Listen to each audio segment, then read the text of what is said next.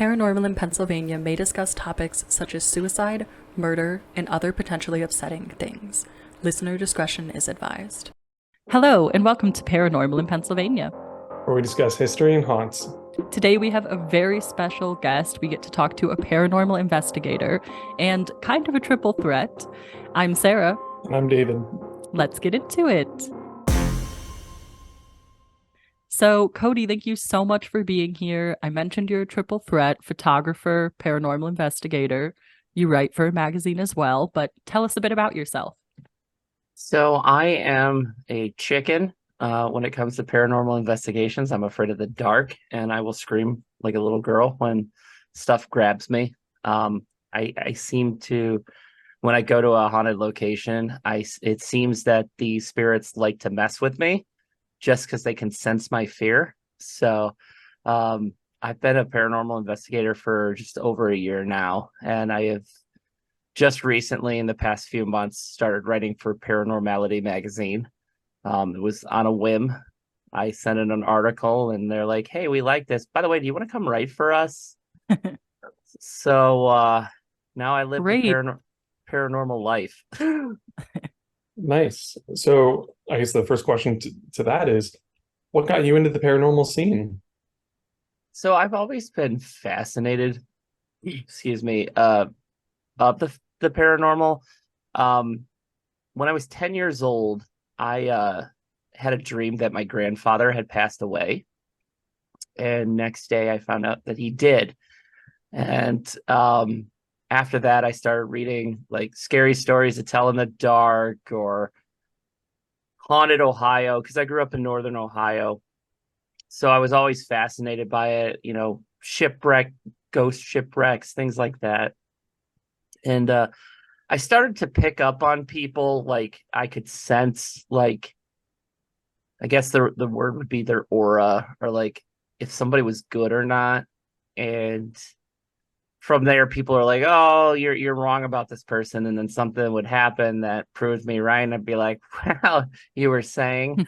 And so last year, I was scrolling Facebook because I was bored at work, and I saw a post from Ghost Hunts USA that said, "Hey, come investigate this old abandoned sanatorium." And I'm like, "Let's do it." And I got hooked, and here I am living the spoopy life. I love that you just kind of jumped into it because of this childhood connection. What would your advice be to people that are looking to get started? Because that investigating is something we're really interested in. We are so amateur at the sites we go to with our little EMF reader, but we're looking to get into it. But we are also, one, very scared, and two, not as knowledgeable as we should be. I'm amateur as well. So you get people that claim, "Oh, I'm an expert in the paranormal." Are you though? Are you? Because a lot of people look up to Zach Bagans. "Oh, he's a professional," but like, really, I wouldn't consider him a professional. So my advice would be very simple. You don't need, and this is very hypocritical of me because I have a ton of equipment. You don't need a ton of equipment to do paranormal investigation. All you need is a camera and a digital recorder, and go to a haunted location. Heck, the easiest piece of equipment that I use is a cat ball. I'm a big fan of the cat balls, just because like they don't go off unless something touches them, and so when you're in a location, they start going off. Or even this past Thursday, I was at the Monroe House in Hartford City, Indiana. It started rolling for no reason. So we were like freaking out because that's like a piece of evidence that you don't always get. So, and I did everything to debunk it, like to make sure, because I was walking in the room when it happened. So I started jumping up and down, like, and I'm a big guy, and I could not get that ball to roll again. So it's just like, all right, so you want to play games? Let's play some games. Yeah. I love that. I love investigators that also have a skeptical lens, right? Because you want to make sure that it's something. And I think that, like you said, is something that the experts don't have as much. It can be like, oh, well, we saw this happen and I'm an expert. So it's definitely proof. But things like that, I love to hear it. It's like there's no possible other explanation for that to have happened. Absolutely. And here's the thing, you have to debunk in real time. So when you're on an investigation, if something happens, you have to immediately try to recreate that. Um, did that at the Monroe house. I was doing a TikTok live and I went downstairs and the door from the upstairs and the downstairs shut. And I started freaking out. I'm like, oh my God, did you guys see that? And then one of the people I was with is like, I think that door shuts by itself. So I played with it and it did. So we immediately debunked that. And that's what you have to do. You have to go in with a skeptical mind. And if you are questionable about stuff, make friends in the paranormal community and send them your evidence. I like yesterday, I sent a picture to a bunch of people and I got people saying, well, look at this or look at that. Oh, I'm on the fence. So you just have to be a skeptic. You can't just accept everything at its face value. Sure. And I think that sense of community is something that a lot of people wouldn't expect, especially in the paranormal community. I mean, we like ghosts more than people sometimes, but it is from what it's been like a year since we started our podcast, and our experience in the community has been so warm, which is great.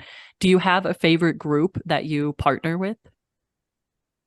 I see. Here's the thing. I partner with a bunch of groups, so it's hard to say. I just was with I was with Dark Hollow on Thursday. Last night I was with Bam Ghouls and Sky's Catacomb at the Indiana State Sanatorium. I went back for the third time. It never disappoints. So it's just finding the groups of people. Another one, Trips here. It's the Three Rivers Investigative Paranormal Society. They're a bunch of skeptics. And I always bounce stuff off of them because it's like, hey, what do you guys see? Well, this is what we see. So yeah, just building those relationships, and we like to call it the para unity.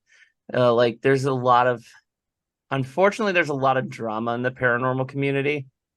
So try to stay away from that. I obviously write for a magazine, so sometimes I am the drama, but I try to stay away from it. But there are some people here in Indiana, and I don't know what it is about Indiana. You could throw a rock and hit a haunted location here. I'm 5 minutes from a certified haunted location. So, but no, it's just there's some people here in Indiana that are just very toxic, and it's sad because we're all a big community and it's a science. If we want the general public to take us seriously, we can't be screaming demon every 5 minutes or faking evidence, which a lot of people I've seen a lot of people do, and it's disgusting. I will never ever ever fake evidence. So my reaction when you're watching like any of my videos, that's genuine. That's like me screaming like a little girl. That's 100% genuine. So I just be yourself and have fun. And don't go into paranormal thinking you're going to become famous or to make money, because you're in it for the wrong reason. I'm in paranormal for communication with the spirit. I want to tell their story, and I love the history of these buildings. Mm-hmm. That's fair. So you don't want to become insta famous and have all the glory that comes with that, and probably stress. It's probably a lot of stress. No.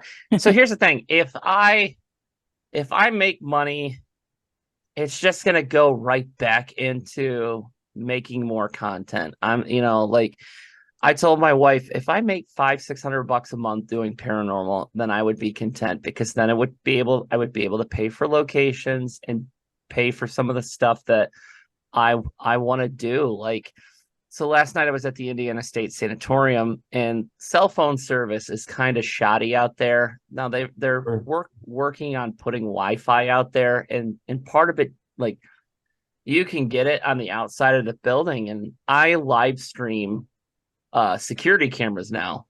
I've got 4 infrared security cameras, and I ran it out of my Jeep. My Jeep's got a built-in inverter, and I just like parked it where I could get the Wi-Fi signal and just run it right through it. You could go to my Instagram. I posted a picture of it. But yeah, it worked great. Like, I live streamed for like 10 hours onto YouTube, 4 different angles of the building, which was sweet. Learned some things. Gonna do some things differently in the future, but it is such a big location, so it's kind of hard to control that aspect. Sure. So, of the places you've been, what's been your favorite haunted location you've been to? So that's this is gonna be a biased answer because I'm now a volunteer there. Just because I love the building so much. I love the Bell Mansion in Fort Wayne, Indiana. Okay. It was built in 1893 by a state senator named Robert Bell, at a cost of $50,000, which is like $1.8 million in today's money. He was a lawyer, and he was also an early investor in natural gas. And he is the reason why Fort Wayne and Chicago got natural gas when they did. Oh, okay. And unfortunately, his family is the shortest residence there. Well, considering the new ones, but they only lived there for maybe 10 years because it was sold in like 1904, 1905. He died in 1901, so his wife sold it to the Noble family, and they lived there to the 1920s. And then they sold it to a family that turned it into a funeral home, and it was a funeral home for 93 years. Up until 2018, and it sat vacant for a few years. And then the current owners, Angie and her family, bought it with the intentions of turning it into a haunted bed and breakfast. And unfortunately, because of licensing and stuff, you gotta love the government. They decided to turn it into an event center. So it is now an event center where they do paranormal tours. We had a masquerade ball this past Saturday, which was fun. You can get married there, which is great because, like, you can have your flower girl be a spirit, and your flowers just float down the aisle. But it's a beautiful building. So if you guys ever get the chance to go, it is absolutely gorgeous. Yeah, I haven't spent a lot of time in Indiana. I think I might have mentioned to you that I grew up in Wisconsin around Milwaukee. So I spent a lot of time there. I had family in Michigan, but not Indiana. We should check it out. It's not a terrible road trip from Pennsylvania to get there. No, No, the only bad part about that road trip is once you get past Columbus, there's nothing until you hit like Indianapolis. But here's the thing, we'll map haunted locations across the way. There we This is go. true. oh, there's plenty of haunted locations on it. So you're saying you have to go through Columbus, which I'm Yeah, sorry. right. Well, they have a good brewing scene, so it's not all bad. Listen, I'm a Michigan fan, so I'm not a, not a Not big, I don't like Ohio State. So the Ohio State, right? the losers is what it is. That just annoys me. Um, the 4227. Oh, that was, never mind. No, you could come right through. You could dip down, go to Dayton or Middletown, Ohio. There's Poasttown Elementary School, another location that I really love. And then you could come up, go through Hartford City. You can go to the Monroe House, which is where Nick Groff from Paranormal Lockdown got like held down in the crawl space. Yeah, I got pushed in the basement while I was Oh there. my gosh. It was fun. And then right across the street from that is Old Blackford County Jail, which is another haunted location. Oh, before you go to those two, you got to stop at Randolph County Infirmary. So it's just all right up and then come right up to Fort Wayne, which is very, very haunted. When you got pushed in the basement, did you just nope right out of there, or did you like kind of somewhat take that in stride? Because I think I'd be like, I got to step out. I got to take a minute. Uh, I was like, no, let's keep going. Like they're like, so I was with Angel and Lindsay from Dark Hollow, and they were tour guides at Crescent Sanatorium and Prison. And that's actually where they're met. Their love story. So he was a Oh, tour guide there, and she was a volunteer, and then they, you know, their first, first kiss, their first date was at Crescent, and it's just it's a beautiful love story. I love those guys to death. But she was sitting on the stairs recording, and me and Angel were standing in the basement just communicating with whatever spirit was down there, and all of a sudden something like just like hit my hip, and I felt like the force of it, and it was just like, okay, cool. I regained my composure, and yeah, and I tried climbing in the crawl space, but I'm a like again I'm a bigger guy, so I couldn't really get in there. But Angel climbed up in there, and then we had some stuff happen. Like we saw a shadow figure behind us. It was fun. see, you say you're scared, but that sounds so brave to me. I have to muster the courage. I'm like last night at Indiana State Sanatorium, I was just like, even in the daylight, I do not like walking through that building. Like, because you stuff, and a lot of people think that paranormal happens only after dark. No, stuff happens during the day. At the last two times I've been at ISS, so last night and back in April, I heard voices, and there were nobody in the building with me.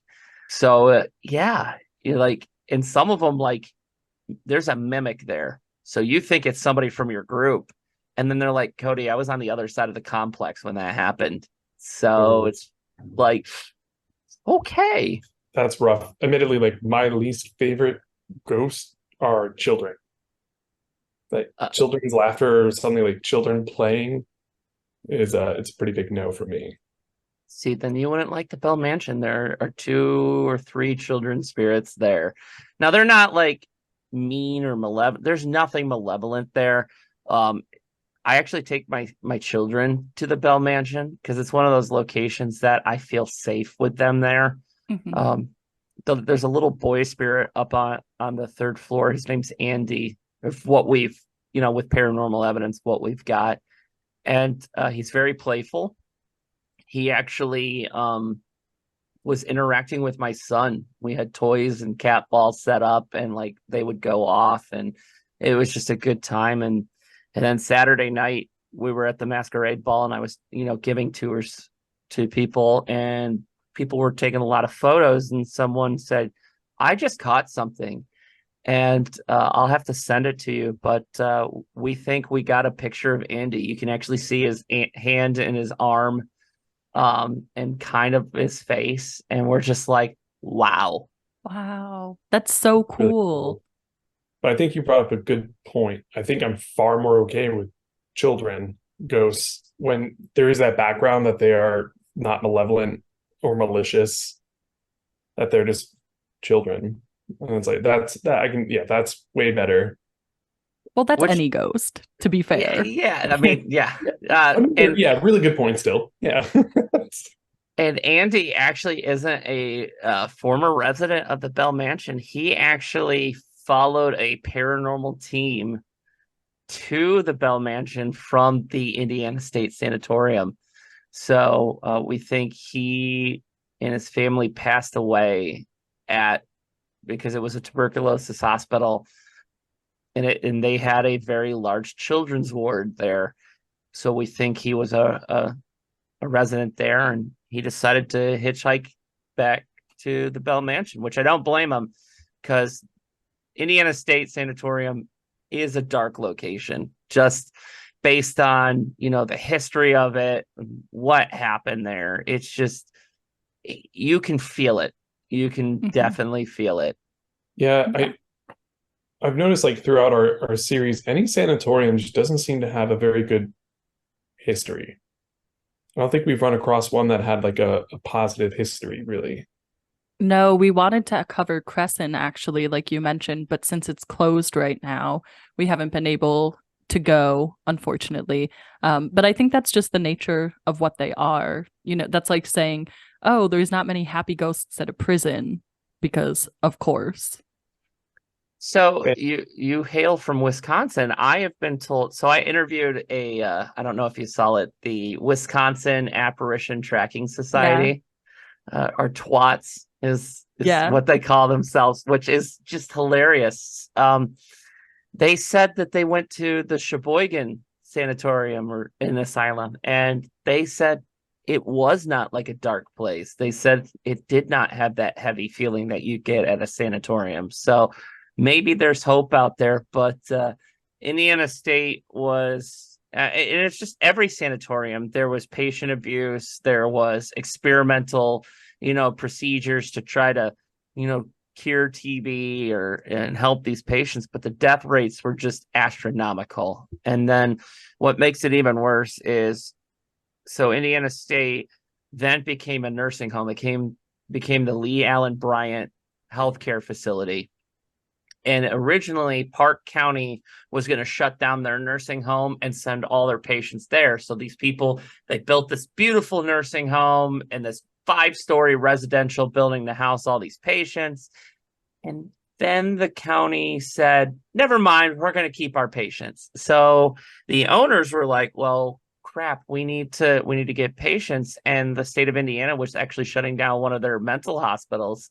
So they integrated mental patients in with nursing home patients, which just created a very hostile environment. There was patient abuse. There was suicides from patients. There was a murder-suicide between employees that happened right on the grounds. So it's got this dark history, and it closed down in 2011. So 12 years ago, it closed down. The state pulled their license, and they just left everything. There are still patient records in the basement. You can go down in the morgue into the body cooler, and there's a mound of paper that has not only patient records, but employee records. We were going through it last night. We found W-4s. We found termination paperwork, people coming to work drunk, just all this crazy stuff. And it's like, but we were talking because there's a lot of places or a lot of parts of this building that are deteriorating, and the owners are doing a phenomenal job of, like, they're putting in new windows, they're fixing holes in the roof, they're doing everything they can to fix up this location to make it, a great location to go investigate. But the fact, and I understand vandals will do a lot of stuff, but a lot of the stuff, the condition it's in, it makes you think it probably was not that far off when it was an operating facility to be. I mean, 12 years, there shouldn't be these huge holes in the roof and mold everywhere. I think it was deteriorating when it finally closed. Oh, you hate to hear that.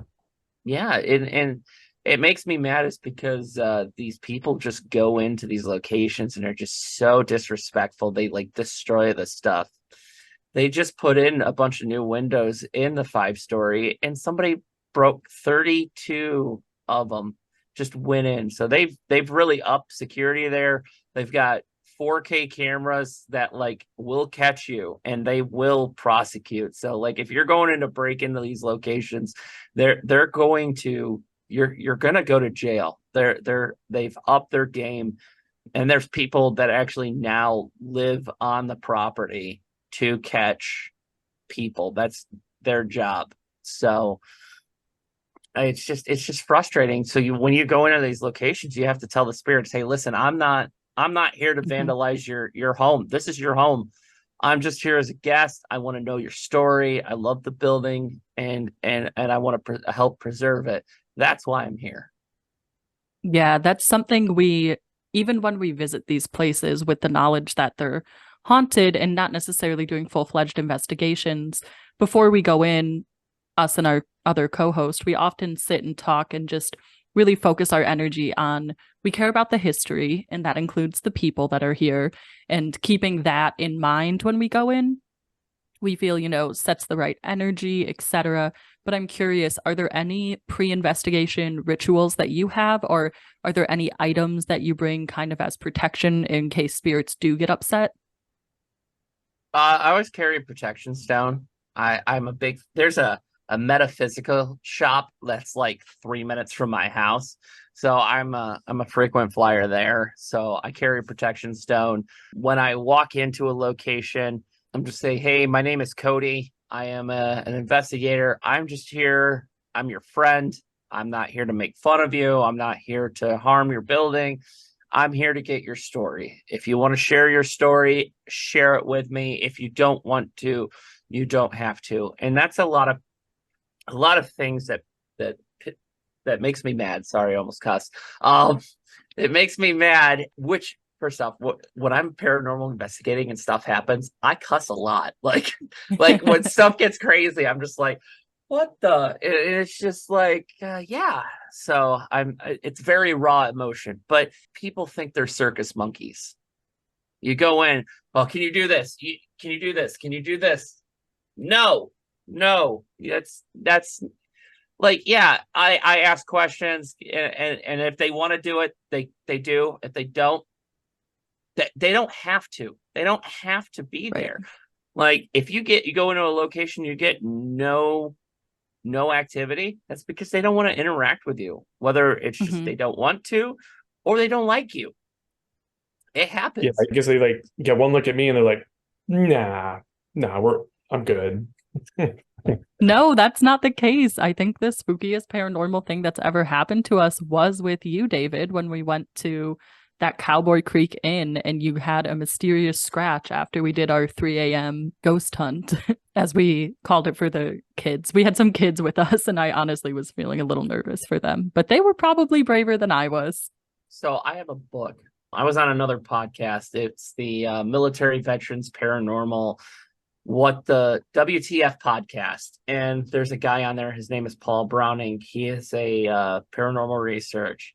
And he's like, you need to read my book. It's called Thinking Outside the Box, Tips, Tricks, and Tactics for the Paranormal Investigator. It's a great book. It's blurring it out. Anyway, it's a great book. It's not a 101 on how to paranormal. It's how to think outside of the box. Because when people try to get EVPs, they kind of do the same thing. Hey, what's your name? Blah, blah, blah, blah, blah. Again, that's a circus monkey activity. So last night I tried this experiment, and I have not gone back and listened to the EVP session yet in its entirety. But there's a sanctuary at ISS. So I went in there with a digital recorder. We all introduced ourselves. And then I left my iPhone in there playing spiritual music. We all left for like 4 or 5 minutes. I came back in, announced myself, say, hey, this is Cody. I'm coming to stop the music. I stopped the music, left the room, left the recorder recording for 4 to 5 minutes, and then came back in and announced myself. The theory is spirits that came to the sanctuary, participated in worship, they will fall back into their habit, and you will catch them doing their habit. Instead of, paranormal investigations are like fishing. You cast out your equipment, and you don't need a lot of high-tech gadgets to paranormal investigate. So I said that earlier. You can get away with a nice, digital camera, camcorder, and an EVP, Yeah. digital recorder. Music boxes and cat balls. Yes, I use those as well. Just because of how I do things doesn't mean you have to do it. Sure, you do need to find your own style with this as well. I mean, you can certainly subscribe to somebody's style to start, just as like a good starting point, I imagine. But then you'll quickly figure out if this works for you or not. If you need to try something else, try something new. And there's equipment out there that I am just absolutely against, like the XLS and SLS cameras that use the Xbox Connect camera to map out stuff. Listen, it was a flawed technology when Microsoft used it. Listen, it tried to say my couch was a person. So connecting it to a computer and saying, oh, look, it does this. No, it wasn't designed to be moved around. It was designed to just be stationary. but it's still a flawed technology when it's stationary. It sees a chair, it thinks somebody's sitting in that chair, and you're going to be like, oh, there's a ghost. No, there's not. Yeah, I think that's interesting too, is as you were saying, some things can be so simple. And I do think a lot of people start, they're like, oh, I need that camera, right? Because it might tell me more that I'm seeing ghosts more and more. But like you were saying, you have to be skeptical anyways. You don't want to be giving incorrect information out, because I think what you said about people believing in it as a science is really important. That's something we talk a lot about, is it's a science. And I mean, I'm a scientist, so I care about that perspective of it. But people think of it as just, oh, this spooky Halloween thing. And it's like, no, there's actually tools that lead to evidence. And I know you said you use cat balls and stuff a lot. Is that your favorite piece of equipment? Yeah, so it's just such a simple piece of equipment, and they're so cheap, but like they don't go off unless something is physically interacting with them. Now, here's the thing: if you're sitting it on a floor and you're walking around and it goes off, you gotta determine, was that you that set it off? Again, it goes right back to the debunking. And here's the thing: I carry infrared cameras just out of the. And I have a thermal imaging camera. I carry a FLIR that plugs right into my iPhone. And there's I want to catch that one off. Like there's a cold spot or a warm spot, or I see a shadow moving through my infrared camera. Have I caught definitive evidence with those? No, I have not. Does that mean I won't? Probably. I probably will never catch evidence on any of those pieces of equipment, but I use it on the one-off that I do. I don't know. It's just I'm here collecting evidence. I want to know what's going on after we die and why certain people are in certain locations that they are. Yeah. Do you have a favorite story of a ghost that you've interacted with that has either wanted help or just told you about themselves? That's a tough question. I really like Andy at the the Bell Mansion, just because he is such playful, and my son was just going crazy. Like he was super excited. He's 8 years old, and he's going to be a phenomenal paranormal investigator. He'll probably be much better than I am, which is great. You gotta teach him young and raise him right. But yeah, I would have to say Andy, just because he does interact and he is such a playful spirit. That's cool. That is cool, especially like when you have that experience with your son and it's such a positive one. It's like that's pretty awesome, because I feel like first encounters are often not so pleasant. I feel like kind of jump scary for a lot of people. Maybe I'm wrong, but I think it can be if you don't know what's happening. So I'll go back to my first paranormal investigation. So I was with Ghost Hunts USA at Indiana State Sanatorium. And there was about 60 of us total in the building, and they split us up into three groups of like 20. And we're in the nursing home section, and it's in complete dark. You can see, because there's some lights on the outside by the road that kind of give light in there. And there was a hole in the roof at the time, and the moon was giving some light in there. So it wasn't like completely dark, but it was dark. So they split us up. They put people in doorways of these patient rooms. Well, they decided to put me inside the nurse's station. And there's a linen closet / medicine closet right there on the nurse's station. And I was standing there. The door opens up, and this white, misty apparition decides to come out and go right past me. First paranormal investigation. I am screaming like a little girl. You can hear my wife down the hallway laughing her ass off at me.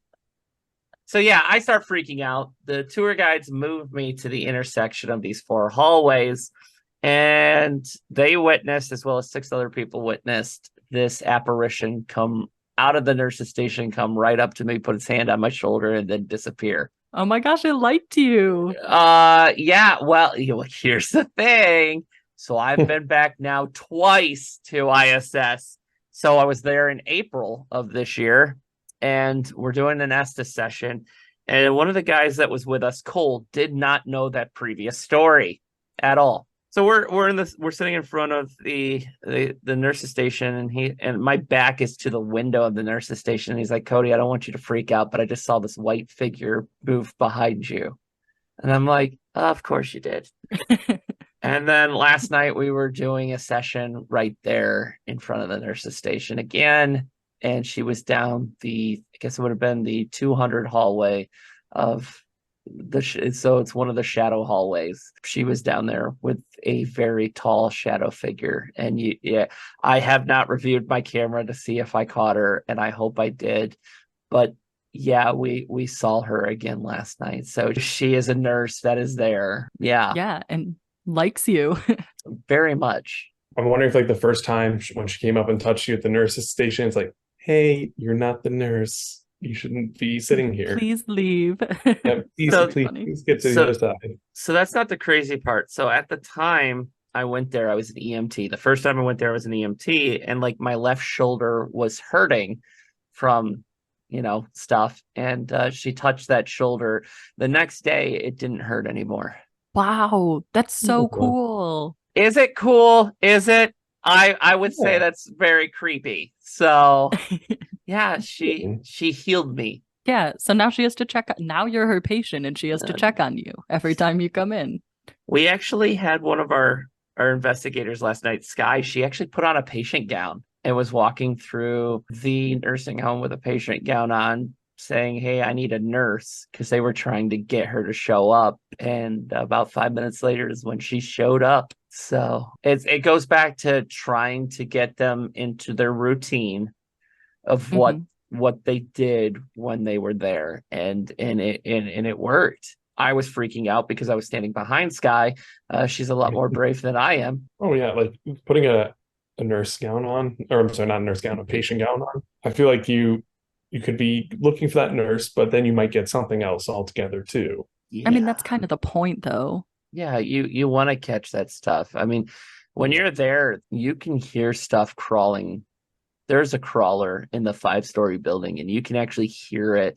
Like if you sit there, just shut your lights off, just sit in the dark with your recording equipment rolling, you can hear them crawling. You can hear the spirits move. You can hear the knocks. You can hear doors shut. You can hear. Just use your ears and just listen. Sometimes you don't even have to say anything, and you can hear a lot in that building. Now, again, is it paranormal, or is it an animal that has gotten in, or is it another person?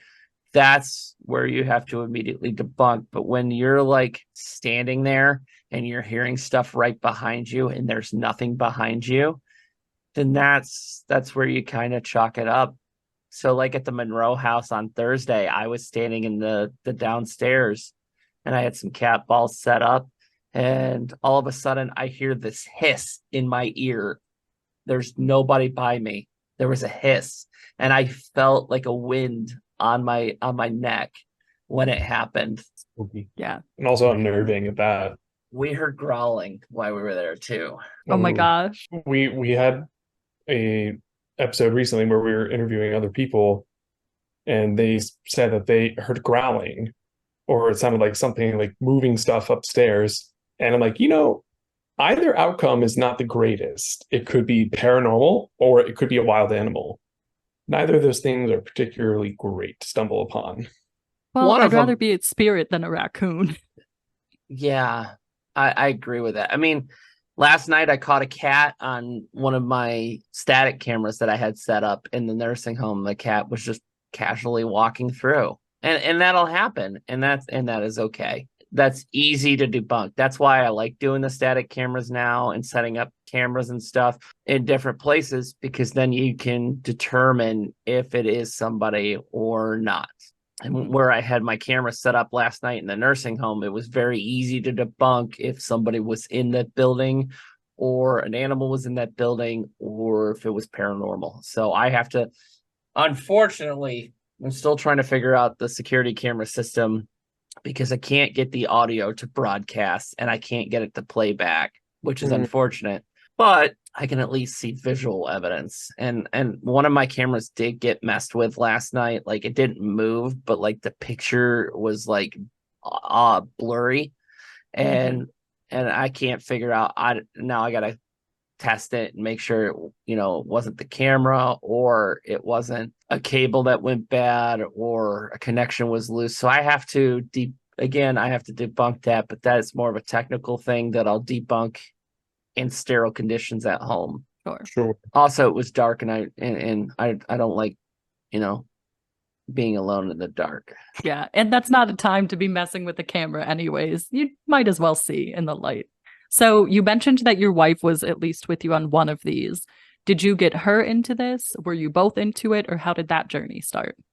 So we did that. So we did the Indiana State Sanatorium. It was a date. It was me, her, a former coworker, and her fiance that all went to this. I was trying to get a bunch of coworkers to go, but a lot of them backed out, which is whatever. She's only been to one other investigation with me. She's into the scary stuff. She's a big horror movie fan, which tonight we're probably going to watch one. I don't know, but she doesn't typically go to them. I just think it's cool that she has gone, that you guys have your son interacting too. I think there's so much fear around the paranormal, and it's cool that as a family you can show that it can be scary, yes, but it doesn't have to be scary. She would be a better judge of character if it's scary or not, because if she gets scared, then it must be really scary. I am a chicken. So I will freak out. Like, I was walking through last night, and I turned my head, and I had one of those flashlights on my head, and it hit a doorknob the right way that it looked like a pair of eyes. And I just screamed, "What the heck is that?" And then I realized what it was, and I'm like, "Wow, this is embarrassing." So, well, I feel like people that go have to be open to that, though, because you never know what you're going to see. And maybe it was a pair of eyes and you just happened, to catch it then. that'd be cool if I did, but that goes back to immediately debunking. It was about 3 o'clock this morning, I started to tear down my cameras, and there were people with me when I was and I was walking down the 5th floor hallway of the 5-story, and I just happened to turn and look into a bathroom, and a shadow figure was peeking its head out of a stall and quickly went back in, and I saw it. And when I went back in there to look, it was gone. But there are a lot of shadow figures at that building. It's the same place that Project Fear went, and Dakota had a shadow figure. It was the same area that I've had the same experiences in. But then they also kind of trumped up the fact that there was an intruder there. I don't know if you saw their season finale from this from their YouTube series, but yeah, they heard stuff above them, so they thought there was an intruder. And then they started showing items that were in the building, like, oh, this is proof that somebody's living here. They showed a pair of dentures, and they showed a can of shaving cream, they showed some clothing, they showed some sleeping bags, and they're like, oh, somebody's here, blah blah blah, there's an intruder here. But here's the thing, so they filmed that episode April of this year. I was there a week before they were, and all those items that they pointed out were there. So maybe someone used to live there, but not actively. No, those are items from when it was there. Seriously, there is a ton of personal items that got left. So they showed this can of shaving cream, and I saw it again last night, and I was like, all right, I got to look at it. And they didn't show the top, because if they showed the top, then it would blow their whole theory that it's rusted. The top of it's all rusted. It's got rust on it. So it's been in the elements. But they didn't show that. And then they showed these dentures. They were on the stairwell, hanging on the wall. There's a hole in the wall. So the metal inside the concrete, it was sitting there. And they're like, oh, it's still wet, but water leaks right there. Right. And I found Alex's phone number. I have his cell phone number, and I called him because I write for the magazine, and we had a conversation about it. And he's like, oh, this is just all, raw emotion, blah, blah, blah, blah, blah. And I was like, okay, I believe that. And then after talking to some people at the Indiana State Sanatorium, yeah, there were no intruders that came in on that day, because their staff was watching to make sure that nobody was. and they literally called the owners, I guess. I got this from one of the staff members. I didn't get this from the owner, but I guess they had called and said, "Oh, there's an intruder here." And as soon as the owner and the staff members got there, they started filming. So it's like, is there really an intruder there, or was this to trump up? And they were my favorite. Like, they were like my favorite show because what I thought was raw emotion, and I thought they didn't like do that stuff, but now to find out they pretty much do, and it breaks your heart. But I will not watch their stuff anymore. Do you have a favorite show? I know that in the paranormal community, a lot of people have opinions on the different shows and how they do things, and I think it makes a lot of sense knowing some of the background. But do you have a show that you would recommend to people that you feel is really reliable with content? Ghost Hunters. Absolutely. Taps. It seems like they do more to debunk stuff than to flat out say, oh, it's a spirit. So like they're really in depth on what they do, and they have really high standards. Again, a show I would not recommend is Ghost Adventures, where they go in and say everything's a demon. Statistically, 1% of the time you have a chance. It's like a 1% chance that you're dealing with a demon. Okay. And people need to understand, just because a spirit is evil does not make it a demon. That's the problem. People think, oh, the spirit is malevolent, it's a demon. No, a demon is a non-human entity. And that's what you have to remember. If its origin is not human, then it is a demon by definition. If it is a human and it is evil, you are dealing with a malevolent spirit. There is a difference. Yeah, I don't know actually if I've ever really watched Ghost Adventures. Now that you mention it, I watch a lot of Ghost Hunters because I like their personalities too. Yeah. I mean, grew up watching Ghost Hunters. Are they from Atlanta? Why do I think that? I don't know. Yeah, I don't know the answer to that, but they're the Atlantic Paranormal Society. I think they're up on the like Boston area or something like that. They're up on the East Coast or the Northeast. But yeah, I met Steve back in 2006, something like that. Got his autographs. Very nice guy. They're a bunch of nice people. They've actually been to the Bell Mansion. I just wasn't there when they were there. Their stuff is good. Warwick, Rhode Island.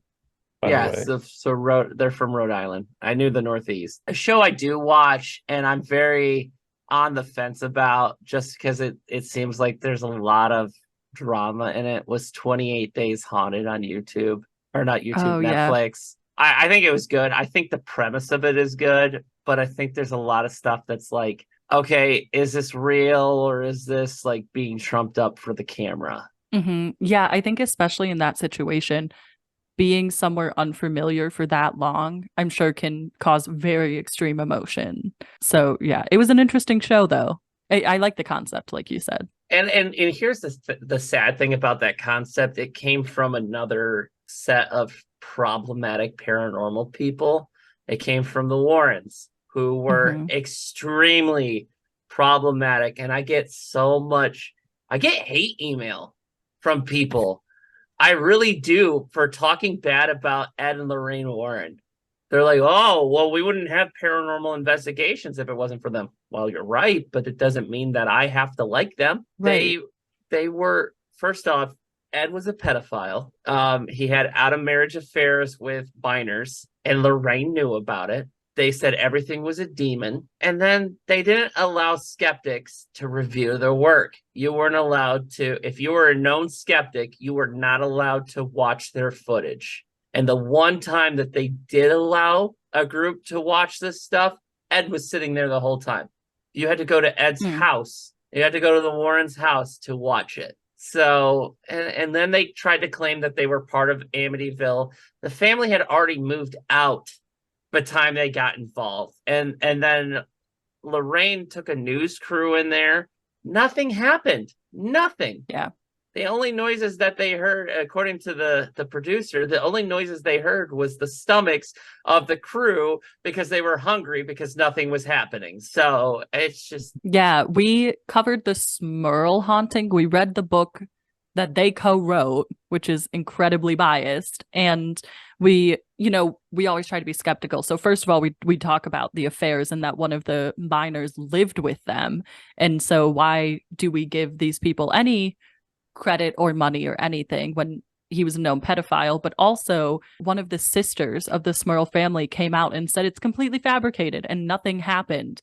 And she lived in the house, and she said they would come in and they would say, "Oh, did you hear that?" Or, "Oh, this is happening. Did you see that?" And the family apparently didn't even really think that there was a demon there, that it was haunted at all. And I think it's crazy because people do look up to them as like the end all be all of paranormal, and it's not good people and not good paranormal investigators. No, and here's the thing. The people that live in there's a family that lives in the Amityville house. They have come out and said, this house is not haunted. We have not had a single thing happen in this house. So it's like, yeah, no, they were terrible people.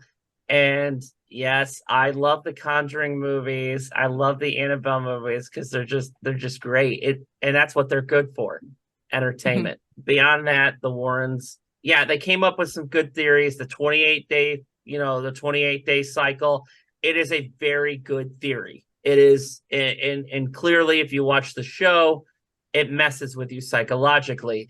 And do you get better evidence? That's all based on interpretation. Yeah. So one more question we have for you, and then we'll let you go.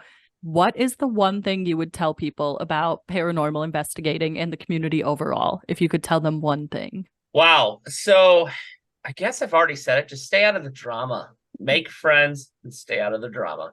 Yeah. Great advice for life and the paranormal community. Right. And again, it's very hard for me being a writer for the magazine, because sometimes I do have to cover drama for stuff. Anyway, I really appreciate you guys having me on. I definitely want to investigate with you guys sometime. I think it would be great. Yeah, and where can people find you? Obviously on Instagram, we'll tag you, but are there other places that you want people to find you? YouTube, the Sharpe Side of Paranormal, TikTok, the Sharpe Side of Paranormal, Facebook, Instagram, and that's pretty much it. Or you can go to the magazine, Paranormality magazine, and see my articles there. Great. Well, go check him out. We'll link it in the bio. Thank you guys for listening, and thanks for coming on.